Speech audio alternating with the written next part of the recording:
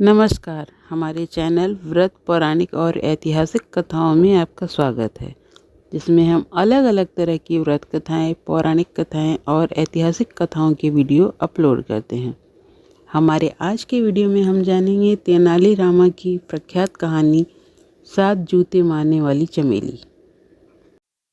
चाननपुर गांव में चांद कुमारी नाम की एक रूपवती कन्या रहती थी। वह विवाह के योग्य हो गई थी, लेकिन अपनी माँ के व्यवहार के कारण उसका विवाह नहीं हो पा रहा था। उसकी माँ का नाम चमेली था, जो अपने पति माधव को रोज 7 जूते मारा करती थी। यह बात दूर दूर तक के लोगों को पता थी, इसलिए कोई भी चांद कुमारी को अपनी बहू नहीं बनाना चाहता था। वहीं दूसरी तरफ तेनालीराम की बुद्धिमत्ता के कारण दरबारियों के साथ साथ उसके कुछ रिश्तेदार भी उससे जलते थे। एक बार तेनालीराम घर पर आराम फरमा रहा था कि अचानक उसका एक दूर का रिश्तेदार चांद कुमारी का रिश्ता लेकर उसके घर पहुंच गया। वह भी तेनालीराम से जलने वालों में से एक था। वह तेनालीराम के पास जाकर बोला, मैं एक रिश्ता लेकर आया हूँ, तुम अपने छोटे भाई का रिश्ता ले लो। वह यह नहीं जानता था कि तेनालीराम का कोई भाई नहीं था। फिर भी तेनालीराम ने लड़की के बारे में पूछा, आखिर लड़की कैसी है, उसके बारे में कुछ तो बताओ। वह बोला, लड़की का नाम चांद कुमारी है, वह बहुत ही सुंदर है। तेनालीराम ने भी उसकी माँ के बारे में बहुत कुछ सुन रखा था, लेकिन फिर भी उसने रिश्ते के लिए हामी भर दी। अब वह रिश्तेदार चमेली के घर पहुंच गया और उसने यह खुशखबरी चमेली को सुनाई। चमेली यह खबर सुनकर बहुत खुश हो गई और उसने बहुत जल्दी शादी का मुहूर्त निकलवाकर उसे बता दिया। अब उसने मुहूर्त का समय तेनालीराम को जाकर बता दिया। तेनालीराम ने उसे खिला पिलाकर विदा किया। उसके जाने के बाद तेनालीराम सोचने लगा कि अब छोटा भाई कहाँ से लाया जाए।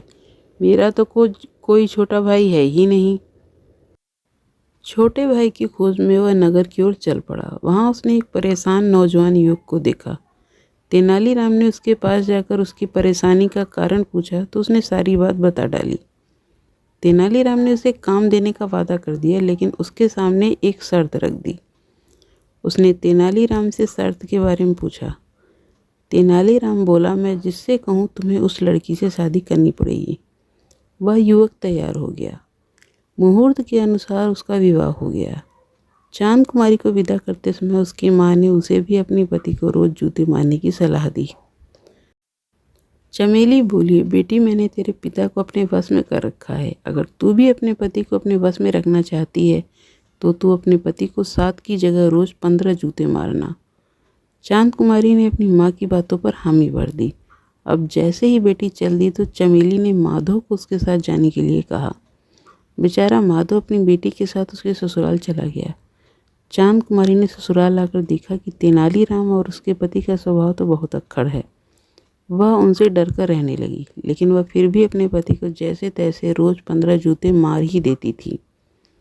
वहीं जब तेनालीराम ने माधव का टूटा बदन देखा तो वह समझ गया कि यह जरूर सब उसकी पत्नी की वजह से ही है।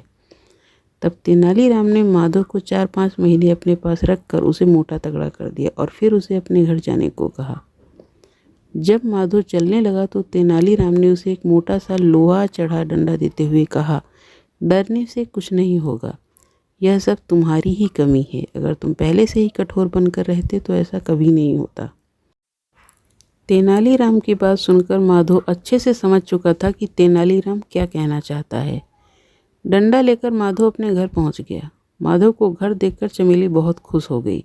उसने पहले तो माधव को अच्छी तरह स्वागत किया और फिर उसे पीढ़े पे बिठाकर जूता लेने चली गई।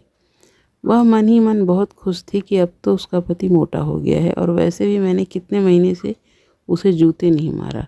अब तो जूते मारने में बहुत ही मज़ा आएगा। जैसे ही वो जूता लाकर माधव को मारने चली तो माधव ने उसे डंडे से पीटना शुरू कर दिया।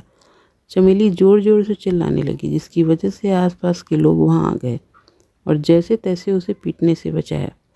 उसके बाद से उसने कभी भी माधव को नहीं मारा और अब वह जैसा कहता चमेली वैसा ही करती। अपने पति का ये रूप देखकर चमेली ने अपनी बेटी को भी समझा दिया कि ज़िंदगी में वो ऐसी गलती कभी ना करे और हमेशा अपने पति की बात माना करे। चमेली को भी सबक मिल चुका था। उसकी आंखें भर आई थी। उसे पता चल गया था कि जब कोई किसी को बुरा बोलता है या उसका सम्मान नहीं करता तो कितना दुख होता है। थोड़े दिन में माधो का गुस्सा भी शांत हो गया और उसने चमेली से माफ़ी मांगी और कहा कि उसने यह सब सिर्फ उसे सबक सिखाने के लिए किया था। आपको तेनालीरामा की यह कहानी कैसी लगी हमें कमेंट करके ज़रूर बताएं, और अगर आपको वीडियो पसंद आया हो तो इसे लाइक करें, चैनल को सब्सक्राइब करें और वीडियो को ज़्यादा से ज़्यादा शेयर करें। धन्यवाद।